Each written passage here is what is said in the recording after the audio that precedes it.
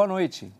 Estamos começando mais um programa Enfoque Jurídico, o nosso programa de entrevistas que tratam de questões jurídicas, questões do nosso dia a dia e questões relevantes para toda a sociedade.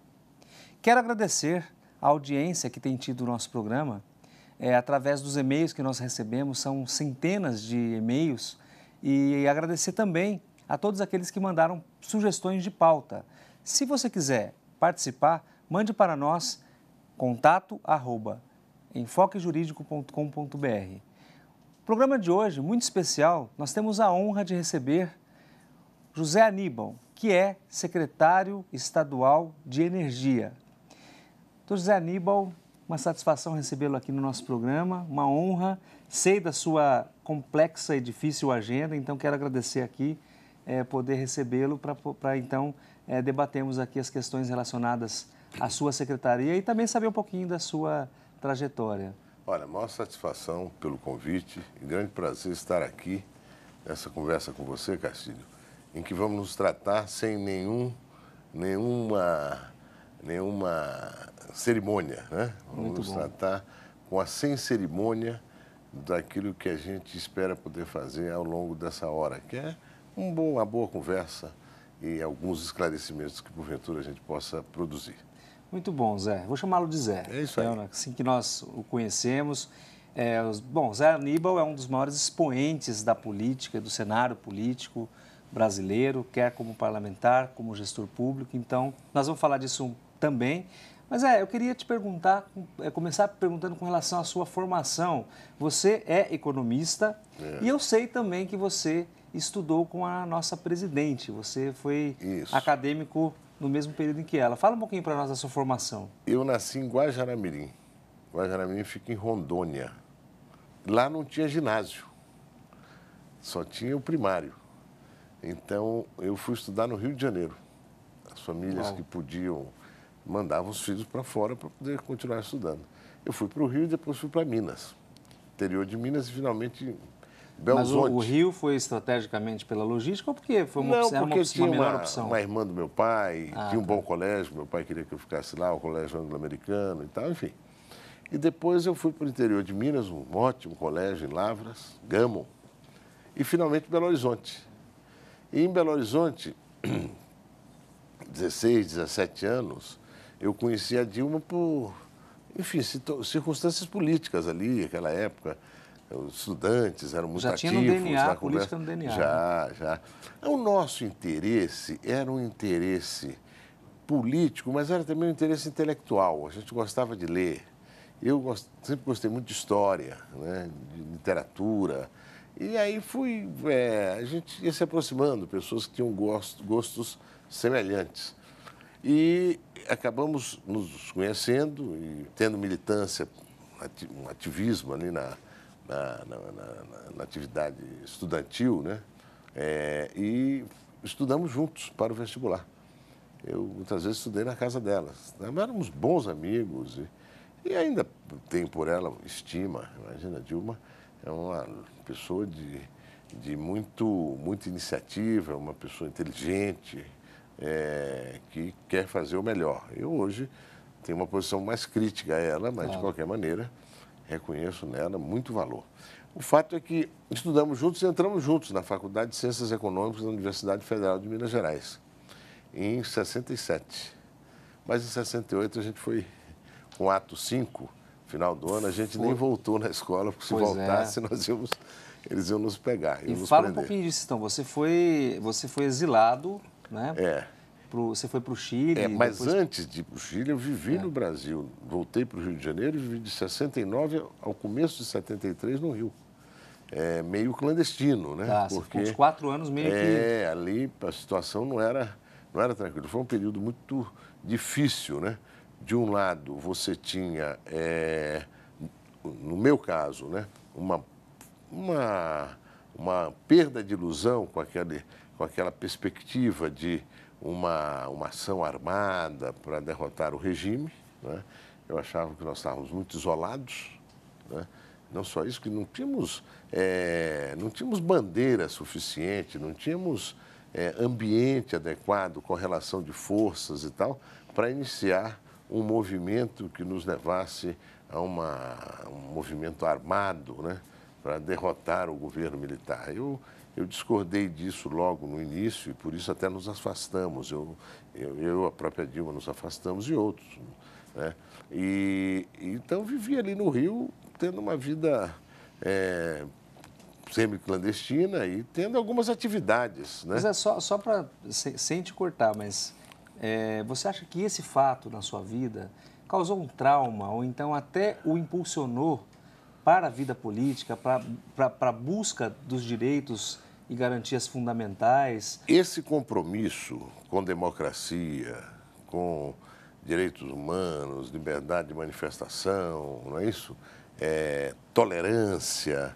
Esse compromisso é um compromisso da vida, né? Então, eu já lá atrás... Isso não é virtude, né? Não, isso é iniciei uma condição humana, né? Exatamente, que a gente gostaria que fosse compartilhada por todos. Claro. Que eu acho que hoje no Brasil é compartilhada por um número crescente de pessoas, né? As pessoas querem liberdade de se manifestar, de criar, de pensar, de se organizar e de construir suas vidas, né?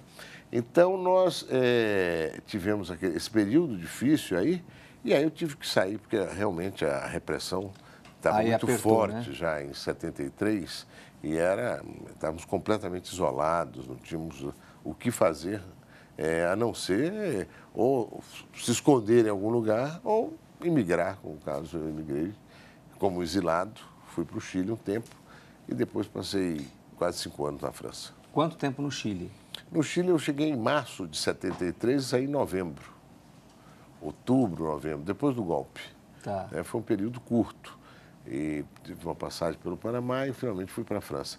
Mas uma coisa que é curiosa e que eu faço muita questão de observar é que, primeiro, o acolhimento dos franceses. A França era uma terra, e eu acho que ainda de acolhimento, né? Nós fomos bem recebidos, né? Adequadamente recebidos, o governo nos abriu as portas para continuar os estudos, para isso, enfim.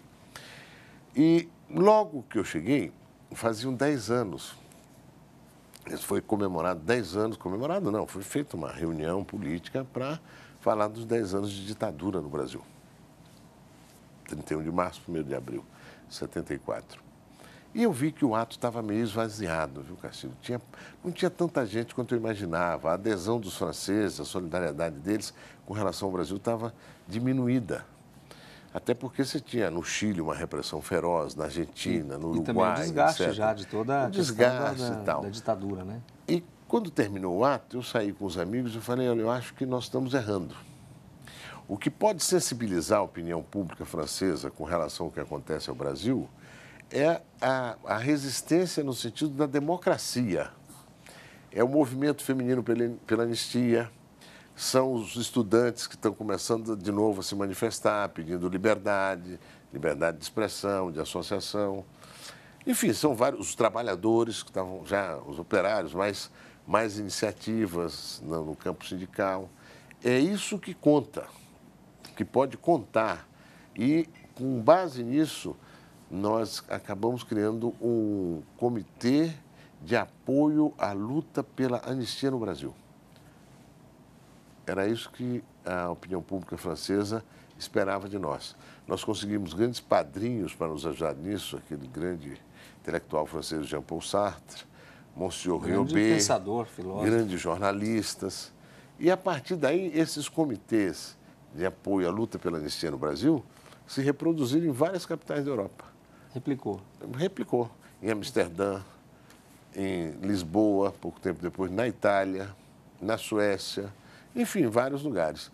E isso nos permitiu divulgar bem mais amplamente o que efetivamente acontecia no Brasil, além, claro, da repressão, episódios em que houve mortes de pessoas, como no caso do Herzog, um jornalista, uns operários que foram assassinados aqui em São Paulo. Mas, nessa altura, já também repercutindo muito essa luta, essa ação que ia se tornando cada vez mais abrangente aqui no Brasil, pela democracia. Ô Zé, e ainda falando dessa sua trajetória, né, essa dificuldade toda, e realmente tem que ter muita força, né, e muito equilíbrio para poder viver num Estado, né, onde direitos e garantias fundamentais são tolhidos, Violados. Né? Violados, tolhidos, enfim. Mas eu quero falar da sua carreira política também. E antes, você foi um dos fundadores do PT. Na volta do exílio. Na volta do exílio. Quando veio a anistia, voltei em 79. Em 80, acho que foi a fundação do PT, eu sou um dos 120 e poucos que assinaram pela... a ata de fundação. Muito bem. Mas eu saí um ano depois, um ano e pouco depois, porque eu achava que havia coisas próprias de um partido que está nascendo, né, que não tem ainda muito, não construiu ainda um corpo de ideias, né, mais convergente, né? E então havia muito debate superficial, muito debate adjacente, se disputava coisas que, a meu ver, eram irrelevantes. O fundamental era concentrar mesmo na luta pela retomada da democracia, pela volta da democracia, né? E eu lembro que até cheguei a fazer um jornal com outros amigos, mas tinha gente do PT que era contra, aquelas coisas. E aí, finalmente, eu cheguei à conclusão que a gente perdia mais tempo em luta interna do que buscando adesão externa, né?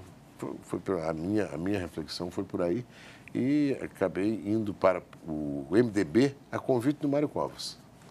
Que depois você trabalhou também Trabalhei no governo dele, né? Fui secretário dele. Nós vamos falar disso, eu quero falar de uma forma sistemática da sua brilhante carreira, né? E depois nós vamos falar da sua secretaria atual. E aí, logo depois, nós tivemos, aí sim, que foi um grande movimento, né? Foi o resultado de todas essas acumulações, de todas essas lutas, da ampliação desse desejo de democracia, de volta às liberdades, que foi o movimento pelas diretas já no Brasil. Aí sim, esse que se iniciou em 83, né? E que tomou conta do Brasil inteiro. Eu trabalhava um pouco, quer dizer, atuava um pouco na coordenação desse movimento, junto com vários outros companheiros do MDB e de outros partidos, mas eu estive muito presente nesse movimento e lembro aquelas coisas que você lembra com muito encantamento, né? com muita enfim, reconhecimento do momento, daquele momento. O último grande ato pelas diretas já foi pouco antes da votação da proposta na Câmara dos Deputados, e foi o ato no Anhangabaú. E tem uma pessoa que me falou uma frase uma vez que definiu bem aquele ato. Ele disse o seguinte: quem não foi, Zé, ficou com vergonha de não ter ido. Porque todo mundo quis ir. É a voz do povo, né, Tinha Zé? milhões de pessoas na rua. Não adianta, era 1 milhão, eram 2, não importa. O que importa é que era do Anhangabaú até a Tietê. E nas ruas laterais também. As árvores pareciam que estava nascendo gente nas árvores. Portanto, era uma coisa impressionante. A sociedade quis ir à rua e dizer: olha, nós queremos democracia. Precisamos... Eu quero te perguntar... E sem nenhuma perturbação, hein? Sem nenhuma briga, sem nenhum conflito. Uma coisa impressionante. Eu quero saber a sua opinião sobre a continuidade, né, da voz do povo que se manifestam através dessa forma de ir à rua, de tudo mais. E também uma pergunta sobre a Comissão da Verdade, já que você, né, foi vítima daquele momento da ditadura. Mas nós vamos fazer uma pausa para o intervalo. No próximo bloco a gente fala disso então. O Enfoque Jurídico volta já já.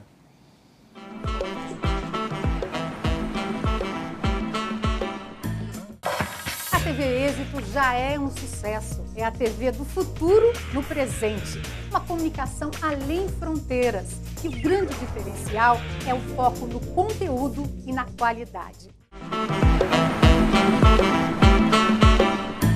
De volta com o programa Enfoque Jurídico. E hoje com a honra de receber José Aníbal, que é secretário de Energia do Estado de São Paulo. Secretário, deixei uma pergunta no bloco anterior.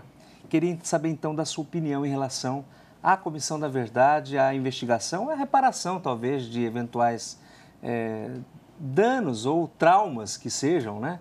O que você acha? Você acha que essa comissão ela tem eficácia? Com as dificuldades que se conhece e tal, eu acredito que a comissão está fazendo o seu trabalho, né?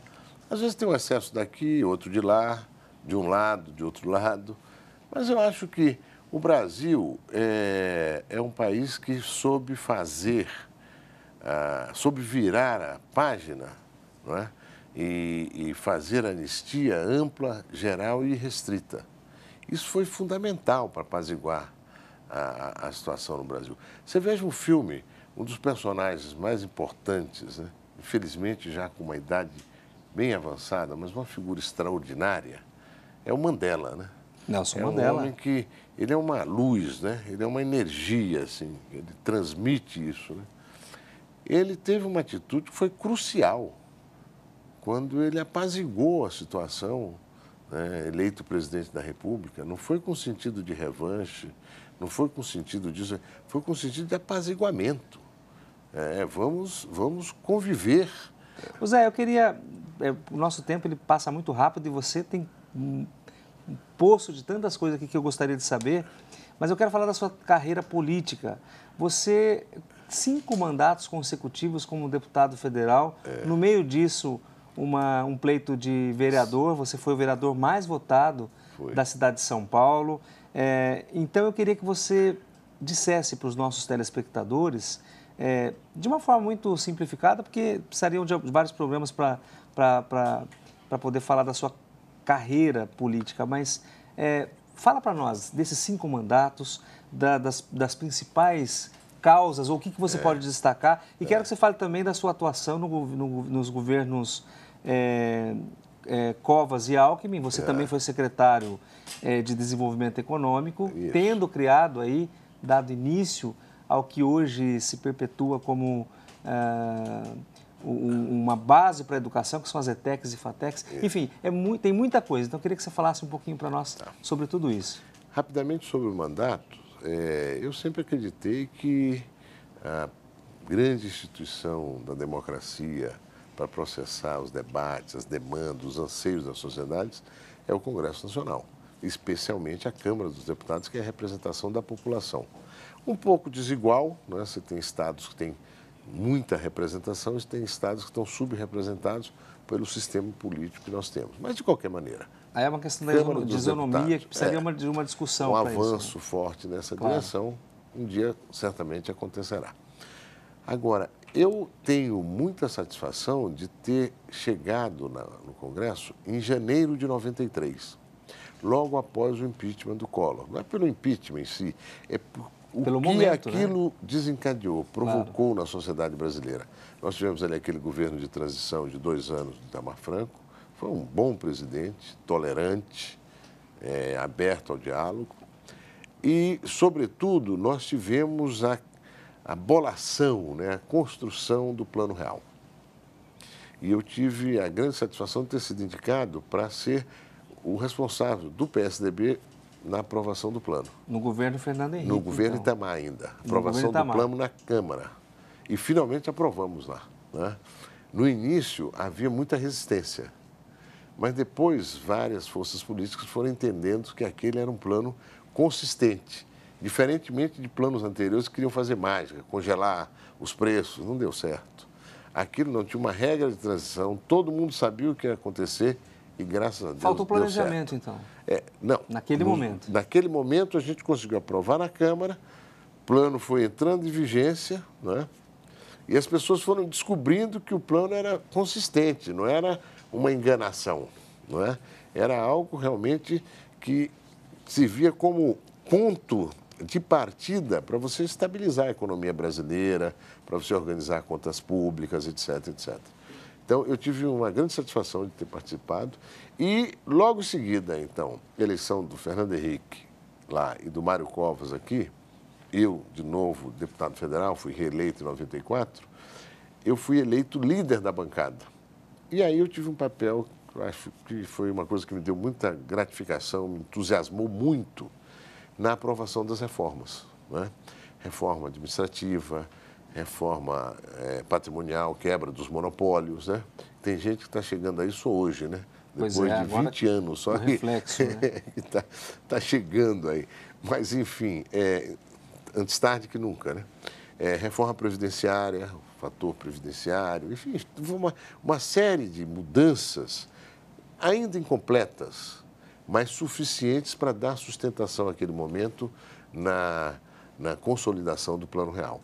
Depois eu fui líder outras vezes. Em 2001, eu fui eleito presidente nacional do PSDB.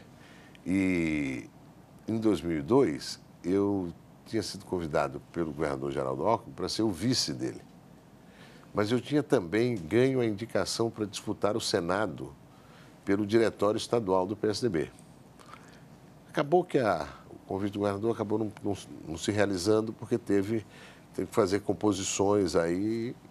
E eu fiquei meio na dúvida, como eu tinha parado a campanha do Senado, eu fiquei meio na dúvida se eu fazia a campanha do Senado ou não.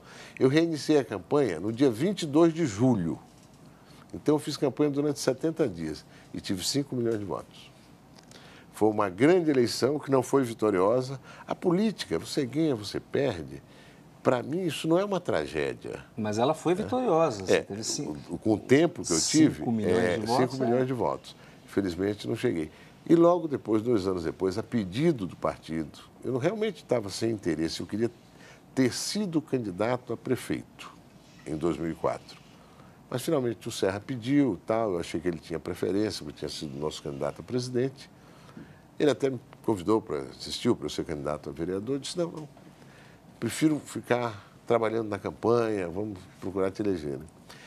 Mas aí a pressão veio forte, real mesmo. As pessoas, você precisa. Aí eu fui e tive essa boa votação aí, uma votação realmente extraordinária para vereador na capital. Foi o mais votado, né? Eu fui secretário 2 vezes, depois voltei a ser deputado federal, 2 novas eleições, e eu fui secretário 2 vezes. Uma do Covas, secretário de Ciência, Tecnologia e Desenvolvimento, e fiquei ainda uns meses com o Geraldo, quando o Geraldo sucedeu ao Covas, e outra agora como secretário de Energia.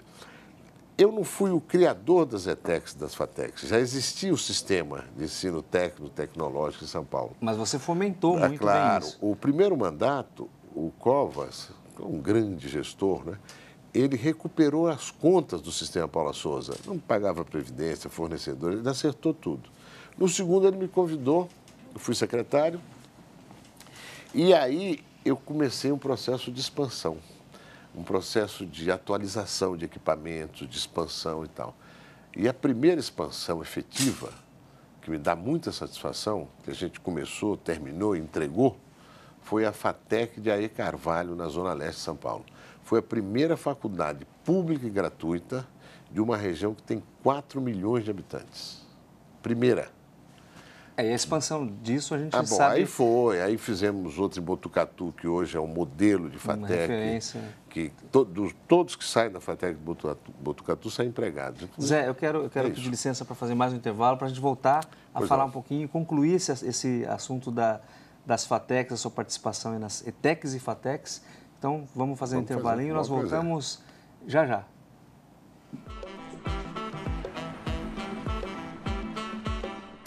Fundada em 1994, a Escola Paulista de Direito possui cursos de pós-graduação lato sensu em Direito e áreas correlatas, curso de bacharelado em Direito, cursos de extensão e outros programas de educação continuada. Localizada em um dos maiores polos educacionais de São Paulo, a escola possui em sua infraestrutura um moderno e sofisticado edifício. Com espaços de convivência, uma livraria, sistemas eficazes de segurança, uma biblioteca especializada com obras raras, com um acervo de mais de 20 mil livros, laboratório de informática e uma central de relacionamento. Para nós da EPD, a qualidade é um conceito que avança além do relacionamento acadêmico, buscando excelência e reconhecimento no cenário jurídico nacional e internacional. A instituição mantém a tradição. EPD, sucesso de quem faz. De volta com o programa Enfoque Jurídico e hoje a honra de receber aqui o secretário de Energia do Estado de São Paulo, José Aníbal. Zé, com relação às ETECs e FATECs, para a gente concluir. Pois é, então fizemos essa FATEC de Aê Carvalho, na Zona Leste de São Paulo, uma em Botucatu, uma em Jundiaí, uma em Mauá e uma outra mais. E depois eu saí do governo, o governador Alckmin pisou no acelerador, fez mais uma dúzia de FATECs, além de escolas técnicas, atualização de equipamentos, enfim. O Serra também fez, o Geraldo agora de volta pisou forte de novo no acelerador. Nós estamos com praticamente 60 FATECs, 60. acho que 59, 60. E muito mais de 100 ETECs, escolas técnicas. O importante é que tem mais de 300 mil alunos no nosso sistema de ensino técnico e tecnológico. Isso é extraordinário. Foi feita uma feira, eles fazem anualmente, foi a 7ª edição, há poucas semanas atrás. Foi muito divulgado essa feira. Dos garotos, dos jovens, dos estudantes das FATECs e das ETECs. Mais de 1000 projetos. Aliás, a grande maioria dos projetos em torno à questão energia. A automação de equipamentos, o desenvolvimento a captação de energia solar, o uso da energia solar em diferentes situações e tal. Enfim, aquilo ali é um orgulho para São Paulo. É um orgulho para São Paulo. Mais de 300 mil alunos, né? E é bem espalhado no estado inteiro, está espalhando cada vez mais, bem distribuído, né? Porque vai criando oportunidades. Claro, educação. A gente via lá nessa 7ª reunião deles, que foi algumas semanas atrás, para a apresentação dos projetos, a energia do público, uma coisa impressionante, passava, inclusive com gente de fora, que hoje cursa classes do nosso sistema de ensino técnico e tecnológico. Isso foi uma das coisas que mais me fez bem, digamos assim, né? Como realização, como homem público. Muito bom. Então, falando de energia, Zé, vamos entrar propriamente no tema que é a sua secretaria, você cuida da energia. Mas antes, para a gente poder debater, refletir um pouquinho, tem um VT. Vamos dar uma olhadinha para a gente voltar e bater um papo sobre isso. Tá bom. A energia hidrelétrica é a obtenção de energia elétrica através do aproveitamento do potencial hidráulico de um rio. Para que esse processo seja realizado, é necessária a construção de usinas em rios que possuam um elevado volume de água e que apresentem desníveis em seu curso. Atualmente, as usinas hidrelétricas são responsáveis por aproximadamente 18% da produção de energia elétrica no mundo. Esses dados só não são maiores pelo fato de poucos países apresentarem as condições naturais para a instalação de usinas. No Brasil, mais de 95% da energia elétrica produzida é proveniente de usinas hidrelétricas. Muito bom, Zé. E fala para nós, então, da sua secretaria. E antes, eu queria só, para esclarecer o telespectador, nós temos um Ministério de Minas e Energia e nós temos em São Paulo a Secretaria Estadual de Energia.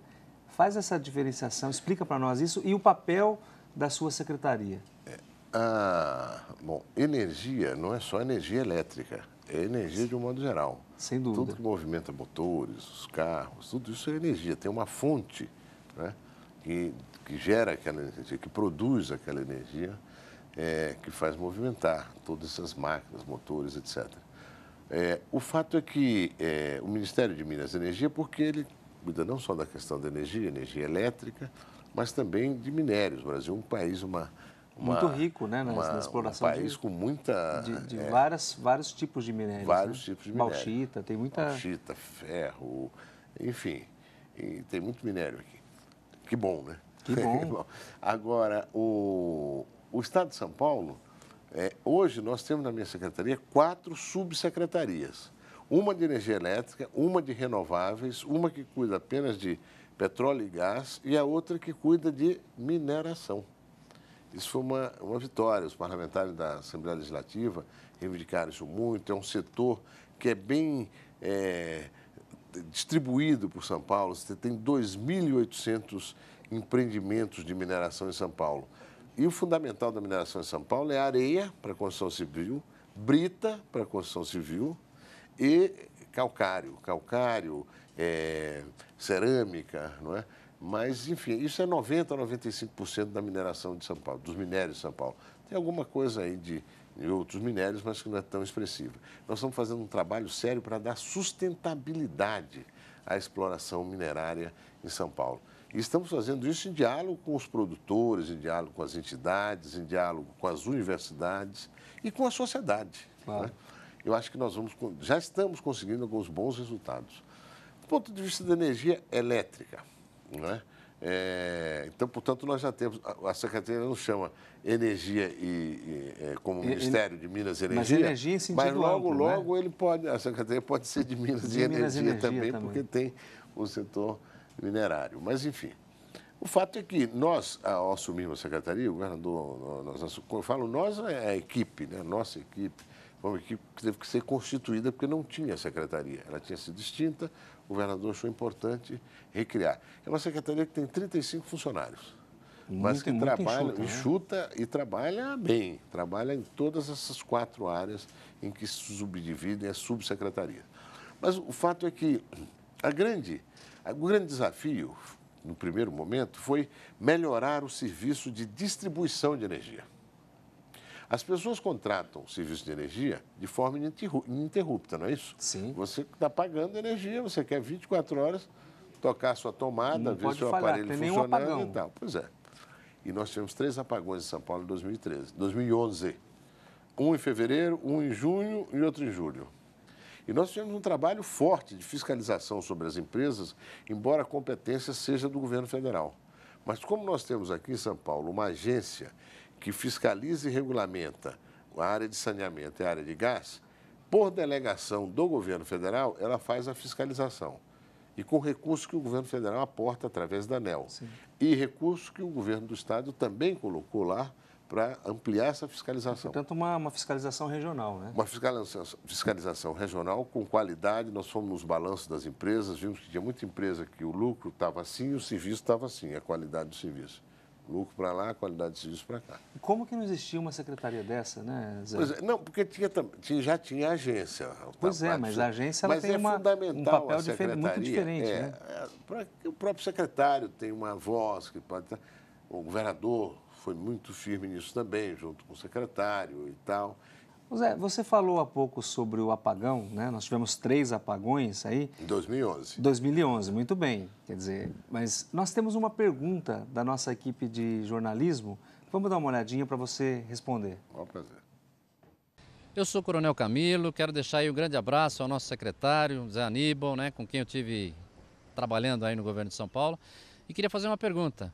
Como é que nós aí, sabemos que em alguns pontos da cidade tem muitas queimas de equipamentos por causa dos picos de energia, né? Como é que o cidadão faz para ele ir atrás aí dos seus direitos? Vamos explicar isso para todo mundo.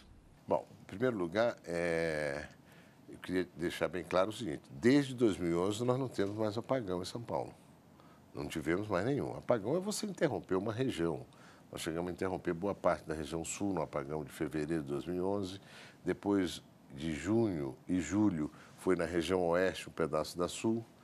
Mas aí nós tivemos uma pressão forte de investimento das empresas em novas subestações, em conexões entre essas subestações, em melhoria da poda de árvores, de manutenção da fiação, separação de fios, mais equipes de atendimento. Houve uma melhora, e essa melhora não é boca para fora, é pesquisa. O setor ele tem 2 critérios. Quanto tempo se interrompe o fornecimento de energia, em média, por ano, em média para cada consumidor, e quantas vezes, tanto no critério como no outro, nós avançamos bem. Reduzimos o tempo de interrupção e o número de vezes em que é interrompido. Hoje não passa de 4 vezes, em média, por ano. E essas interrupções, muitas vezes, são para manutenção. A empresa, inclusive, avisa, olha, vamos interromper de 1 da manhã às 5 da manhã para fazer uma manutenção, um serviço, etc. Mas isso é muito bom esclarecer ao cidadão, Houve uma melhora, claro, houve uma melhora muito expressiva. A energia passou a ser bem avaliada, o desempenho do governo. Tanto que essa área de energia teve a principal aprovação numa pesquisa feita pelo governo de 55%. 55%, porque houve efetivamente uma melhora no atendimento, inclusive. Agora, o que o coronel está dizendo é que, às vezes, tem oscilação, né, de tensão. Pode dizer, tem aquelas interrupções que a gente chama pisca-pisca, interrompe por alguma coisa, volta logo em seguida. Às vezes, por exemplo, a Eletropaulo ela instalou muitos religadores automáticos, quase uns 3.000 aqui na cidade de São Paulo. O que significa isso? Antigamente caiu uma árvore, 2 fios se encontram, curto-circuito para. Agora o religador automático é o equipamento que eles colocam, os 2 fios se encontram, mas não rompem, o religador automático dispara e a energia volta. Mas ela fica interrompida alguns segundos, às vezes alguns minutos, né? E às vezes provoca queima de equipamento. O cidadão tem todo o direito de ser ressarcido o mesmo equipamento, a mesma fabricação, ou algo similar, pela distribuidora de energia. No caso de São Paulo, Isso a é muito bom esclarecer. no caso de Campinas, a CPFL e assim por diante, né? E se não for atendido, se a empresa não fizer a restituição do equipamento num tempo que o cidadão considerar o consumidor, né, que foi prejudicado, considerar adequado, vai no PROCON. O PROCON tem sido duro nisso. É relação de consumo, né? O PROCON pede a assistência da agência, a agência dá assistência PROCON, intensifica a fiscalização. Inclusive, a empresa pode eventualmente dizer, não faz, porque a empresa sabe que estamos vivendo com uma sociedade que cada vez mais quer transparência. Ela não pode dizer, não, não houve interrupção naquela área que o Coronel Camilo está dizendo. É só você ir lá, você consegue certificar que houve sim interrupção e que essa interrupção pode sim ter provocado a queima do equipamento. A verdade, Zé, é que acho que ninguém suporta viver sem energia por 1 hora. Isso já provoca um dano no nosso dia a dia. Seja um prédio que não tenha gerador, você tem que ir de escada, seja para acender o fogão, enfim, para tudo, né? São situações muito objetivas. Eu lembro que nós tivemos que intervir numa situação em Santo André ou São Bernardo, já não lembro muito, há 2 anos atrás, que os elevadores deixaram de funcionar e pessoas idosas, no 6º, 7º andar, pessoas que tinham que ir ao hospital.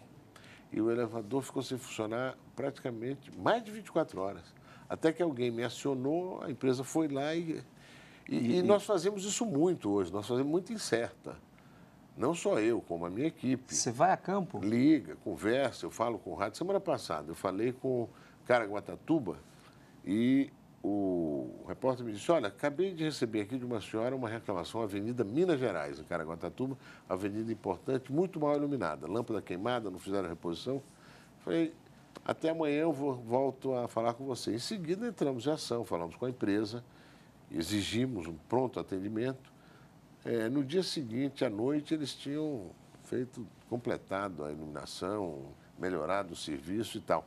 Porque, às vezes, você não pode estar fiscalizando tudo, mas você tem que passar a ideia clara de que a função principal da empresa é atender o consumidor. Ela está recebendo por isso, né? E não potencializar os lucros a tal ponto que o serviço piore, haja piora do serviço. Então, isso eu acho que a gente conseguiu fazer e o resultado é bom, por isso essa boa avaliação sobre a energia.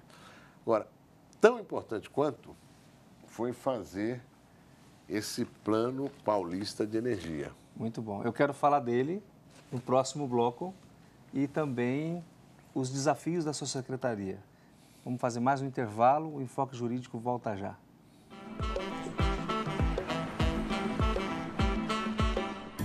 Para nós da EPD, a qualidade é um conceito que avança além do relacionamento acadêmico, buscando excelência e reconhecimento no cenário jurídico nacional e internacional. A instituição mantém a tradição. EPD, sucesso de quem faz.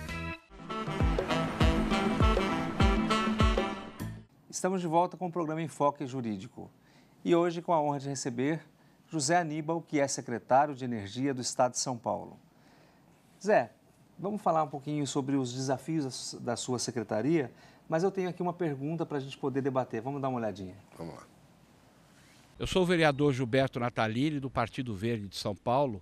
Queria saudar o secretário José Aníbal e perguntar para ele o que o Estado de São Paulo está fazendo para implementar energias alternativas no Estado de São Paulo. Energias limpas e alternativas. Qual é a conduta do governo do Estado para que isso aconteça? Muito bom, Zé. E aí? Muito boa pergunta. A Assembleia Legislativa de São Paulo, em 2009, votou um projeto ousado no que se refere à emissão de gases de efeito estufa. Ela decidiu, em 2009, que em 2020 11 anos depois, as emissões de monóxido de carbono, dióxido de carbono, gases de efeito estufa no estado de São Paulo devem ser 20% menores, não das emissões de 2009, mas de 2005, retroagiu, quer dizer, aumentou o tamanho do desafio.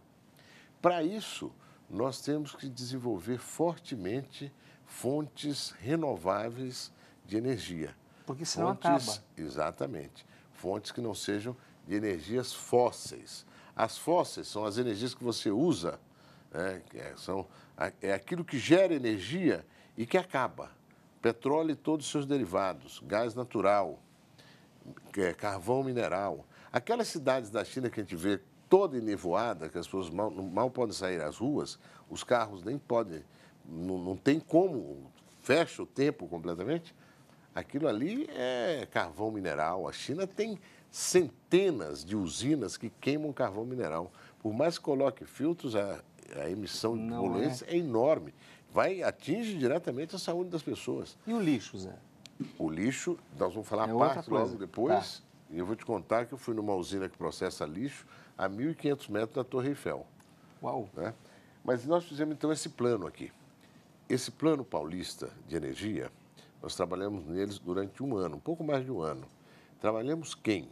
Trabalhamos representantes das 3 federações empresariais, indústria, comércio e agricultura de São Paulo, as 3 universidades de São Paulo, pessoas de notório saber, como o professor Goldenberg, representantes de praticamente todas as secretarias do Estado, e produzimos esse Plano Paulista de Energia, que é realmente muito inovador, projetando para 2020 uma matriz energética em São Paulo mais limpa do que nós temos hoje, para atender aquele objetivo da lei que foi votada na Assembleia Legislativa. Muito bom. Então, esse Plano Paulista de Energia está disponível na internet. O endereço está aqui no nosso GC. Se você quiser ter acesso, basta acessar, então, esse endereço eletrônico. E muito bom. Então, a projeção é para até 2020. Limpar mais ainda a nossa matriz energética. Essa que nós temos hoje, do mundo, que é uma matriz pouco limpa, ela é suja, a do Brasil e a de São Paulo.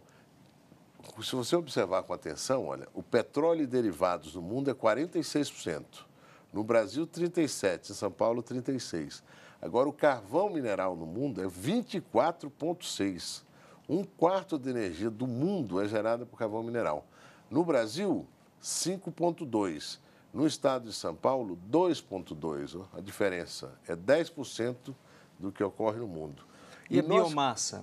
A biomassa em São Paulo hoje já tem uma expressão grande, 36%, e nós queremos chegar a 46%. Nós temos, então, a matriz energética projetada por esse plano, é uma matriz que vai ser limpa 69%. Hoje nós estamos já em torno de 56%. Vamos chegar a 69%. Como é que nós vamos conseguir isso? Aí, respondendo bem ao Nataline, os recursos hídricos, dos quais a Liliane falou, São Paulo tem muita geração de energia de origem hídrica. Não é? Nós temos 18% da nossa energia hídrica.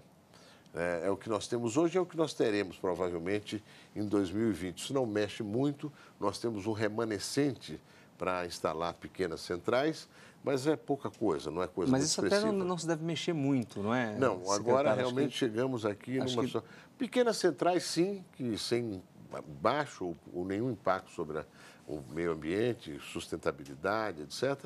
Mas o fundamental vai ser ampliar a cogeração de energia com bagaço e palha de cana. Nós já geramos mais de 4.000 megawatts. É simples, viu, dona Maria? É queimar o bagaço e a palha de cana, criar vapor. Esse vapor entra com uma pressão grande na turbina, faz ela girar e gera energia. Ela gira e gera, né? Você pode usar também o vapor, mas aqui todo vapor está sendo usado para gerar energia. Nós já geramos mais de 4.000 megas. Sabe o que é 4.000 megas? Ilumina a Grande São Paulo inteira. Inteira. Poxa. Isso já está sendo produzido em São Paulo, nas usinas de açúcar e de álcool, para consumo das usinas e para exportação para a rede, né, o excedente. Nós queremos entrar também fortemente na energia eólica dos ventos. São Paulo isso eu ia produz perguntar, isso é 73% dos equipamentos. E o governo de São Paulo isenta de ICMS esses equipamentos para estimular. Aqui está um lindo atlas eólico, tá?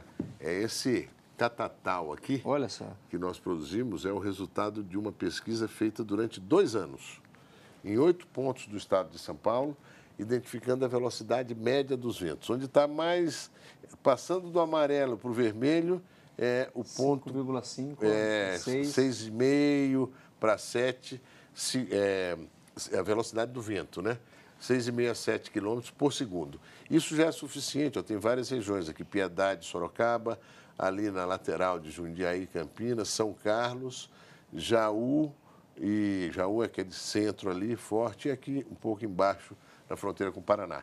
Isso com a tecnologia existente, mas a tecnologia está evoluindo rapidamente. Nós queremos implantar parques eólicos aqui. É baixo impacto ambiental, baixíssimo, é o vento, né, gerando energia. É utilizar o que tem na natureza em função sem da... dano à sem natureza, dano. para gerar a energia que é tão fundamental à vida humana, né? Agora, tem também a energia fotovoltaica. Se você puser uma placa adequada na sua casa, você vai esquentar a água, né? Agora, se você puser uma placa com células, etc., etc., você vai transformar aquele calor que vai chegar na placa em energia. Essa é a densidade de incidência solar no estado de São Paulo. Você vê que aquela região lá, mais Barretos, São José do Rio Preto, Araçatuba, é a região que tem mais incidência. Mas, de qualquer maneira, onde se tem menos incidência em São Paulo, é mais do que onde se tem mais incidência, por exemplo, na Alemanha. Entendi. E na Alemanha já tem dezenas de milhares de casas que geram sua própria energia com placas solares. Aqui no Brasil, nós vimos uma reportagem agora, final de semana, a incidência solar, um engenheiro no Rio de Janeiro, em Santa Teresa, ele colocou uma placa e reduziu a conta dele de R$ 180 por mês para R$ 80 por mês, na média. Uau, isso é ele muito economizou. importante. Ele gastou 20 mil na placa, mas sabe qual é a duração da placa? 35 anos em média. Então, só você limpar, passar um pano, limpar, acabou, não tem que fazer mais nada. Ela capta. A energia do sol, por isso é bom a gente não ficar brincando com a natureza. Eu tenho um amigo que fala, olha, o tempo da natureza se mede por milhões de anos. O nosso tempo, nós mortais, por 70, 80, 100 anos, né? Se nós conseguíssemos captar toda a energia do sol sobre a Terra e transformá-la em energia elétrica, nós precisaríamos de apenas 8 horas por ano. Uau. Porque a energia do sol é realmente extraordinária. Então, se nós conseguirmos fazer a captação dessa energia em diferentes lugares, com a vantagem de que você capta nas casas, não tem que fazer rede, né? Você usa ali. Um poste fotovoltaico, foi bem interessante que eu fui num lugar que eles colocaram vários postes fotovoltaicos. A placa aqui, a luminária aqui na frente e aqui atrás a bateria, que capta, a bateria acumula, à noite automaticamente acende. E uma pessoa perguntou para mim, e é natural, e cadê os fios? Não tem fio, né? Cada um é um, gera a sua própria energia. Agora, nós estamos falando de um plano paulista de energia, né? Isso. Eu entendo que em termos de sustentabilidade, em termos de futuro, não temos fronteira. Talvez esse plano pudesse ser replicado para todo o país. Ah, não tenho dúvida. Ou se já está sendo feito, como é que está isso em termos Castilho, de... Você que tem experiência do Congresso, como que isso caminha? A geração eólica, fundamental no Brasil, hoje é Rio Grande do Norte, Ceará, Bahia. Agora está crescendo para o Piauí e também já temos grandes implantações no Rio Grande do Sul e Santa Catarina. Quer dizer, e a produção, 73% da produção desses equipamentos é feita em São Paulo e nós estamos zerando o ICMS para estimular a implantação dessas energias alternativas no Brasil. A mesma coisa a gente faz com os equipamentos para a geração de energia com bagaço e palha de cana. É isento de ICMS, que é um estímulo. O governo está fazendo uma renúncia fiscal, deixando de arrecadar o imposto sobre esses equipamentos a favor da implantação e do incremento, do crescimento da geração de energia limpa, renovável, diferente da fóssil. A fóssil você usa o petróleo e acaba. O bagaço, a palha de cana, você usa esse ano e ano que vem você tem de novo, porque vem uma nova safra. O sol, graças a Deus, não para de se abrir todos os dias, né? E os ventos também estão aí na natureza. E você falou do resíduo sólido urbano. Mas eu queria, se você disse uma coisa, você falou de energia alternativa, né? Isso. Eu acho que eu diria energia efetiva. Não, pois é, não. Quem Não falou é? alternativo foi mais o Natalini. Não, Ele quis dizer, na realidade, o renovável. Claro, né? claro. Renovável. Que elas são, em verdade, alternativas Não. na medida em que nós temos Elas hoje... são alternativas, mas elas são já... firmes. Tem muita Sim, gente sim. que desdenha disso aí. É por Olha, ignorância. eu vou ter em casa uma placa dessas e vou abrir mão da concessionária. Você não precisa nem abrir mão. Não se tem segurança Fica ainda. conectado. Você fica com os dois. Fica com os dois. Se você É precisar como da rede, vem. um carro que utiliza dois O tipos flex de... fuel. É É isso aí. Terminou um, tem o outro. É isso aí. Agora, energia, o futuro da energia é esse, é do renovável. Você vê que a Alemanha agora, a primeira-ministra já disse que em 2020 eles não vão ter mais energia nuclear. Mas o Japão, depois de Fukushima, eles tentaram até voltar a funcionar algumas usinas nucleares, o povo não deixou. E a energia nuclear no Japão é uma parte importante da matriz energética deles. O Japão está comprando o gás do mundo, que ativou todas as suas usinas térmicas para gerar energia em substituição à energia nuclear. A energia nuclear é limpa, mas ela oferece riscos que são terríveis quando algo acontece, como se viu daí em Fukushima. Agora, o Japão está entrando forte na solar. Eles já estão fazendo condomínios de captação, né, solar e geração de energia. Não tem como. Esse caminho é o caminho natural. A Alemanha prevê que em 2050 eles vão ter só energia renovável. Uau. Eólica, solar e outros, resíduos sólidos, até 2020, o que aconteceu, o que vai acontecer efetivamente? Nós estamos atuando em todas as frentes. O governo de São Paulo tem uma ação de referência. É que, infelizmente, isso divulga pouco, né?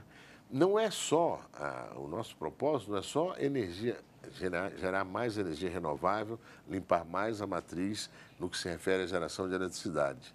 É energia de um modo geral. Há 2 meses atrás, o governador esteve inaugurando com a presidenta, eu estive lá, um etanol duto de Ribeirão Preto para Paulínia. Porque, felizmente, o governo teve o bom senso de voltar a mistura de álcool na gasolina a 25%. A presidenta tinha reduzido a 20%. Depois, acho que se der tempo, vou mostrar um gráfico, o efeito desastroso disso aí. Agora voltou ao 25%. E como em Ribeirão Preto se produz muito etanol, fizemos o etanol duto para trazer o etanol de Ribeirão Preto a Paulínia, 206 quilômetros. Sabe quantos viagens de caminhões estão sendo suprimidas? 95 mil. Meu Deus.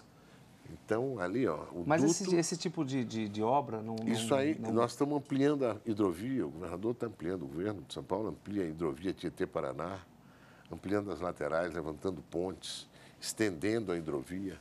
A ferrovia para Santos foi duplicada. Estamos tirando 300 mil caminhões que levavam açúcar para Santos. Você imagina aí o impacto positivo no meio ambiente. Claro, nas emissões. Sentido, né? Agora, infelizmente, olha, nesse quadro você vê que em 2000, é o número aqui embaixo, em 2000, a gasolina movimentava, responsável pela movimentação de 61,5% da frota do Brasil, da frota de veículos automotores. E o flex fuel era pouco ainda aqui embaixo, né? Sim. Depois o flex fuel foi aumentando e a gasolina foi caindo. Caiu em 2001, caiu em 2002, subiu um pouquinho ali em 2005, 2006, mas caiu de novo. Você vê aí, em 2009, bem atrás de você, chegou a 43% a gasolina. Aí subiu um pouco em 47%, a frota aumentou muito, subiu para 47% em 2010, mas logo depois de 2010, em 2011, a presidente, por razões que até hoje ninguém entende, reduziu o álcool na gasolina de 25% para 20%. Com isso, aumentou a presença da gasolina importada, Petrobras paga 10 e vende por 8, subsidia. Perde R$1 bilhão por ano só nessa conta. Por ano não, por mês. R$1 bilhão. Felizmente, agora ela voltou. Mas a participação da gasolina nos veículos automotores, que era de 61,5% em 2000, depois de ter chegado a 44% em 2008, voltou ano passado para 62%. Isso é que não se deve fazer no país, entendeu? Você estava aqui fazendo uma política correta. O etanol é uma maravilha brasileira. O etanol do álcool, então, é o etanol melhor qualificado. Nós temos uma produção interna e podemos ampliá-la enormemente. 300 mil pessoas trabalham diretamente no setor em São Paulo, fora nas indústrias que fornecem para plantio, colheita, processamento, etc. 800 mil no Brasil, 2.500.000 pessoas nas outras áreas correlatas. O Brasil é o maior exportador mundial de açúcar, grande produtor de etanol. Não pode ter atraso, retrocesso nessa política. Eu espero que o governo agora, definitivamente, não tome atitudes que prejudiquem esse setor. Claro. Esse é um setor que se moderniza, tem investimento, tem tecnologia, tem isso e aquilo outro. E são empreendedores, agora também sujeitos à regulação e fiscalização, como deve ser. Bom, nosso tempo terminou, Zé. Eu acho que foi um papo excelente. Você, muito didático, esclareceu aos telespectadores. Foi uma aula brilhante. Você é uma pessoa iluminada, muito simpático. Está aí a sua trajetória de sucesso, de luta. É um dos políticos de maior expressão nesse país. Espero que você continue nessa trajetória aí, brilhando como sempre fez. Então, agradeço imensamente a você. Agradeço imensamente a você também que nos acompanhou até aqui. E quero concluir o nosso programa com uma frase do Aristóteles que diz que a dúvida é o princípio da sabedoria. Muito obrigado, boa noite e até a próxima. Obrigado, Zé. Obrigado a você. Boa noite, até a próxima.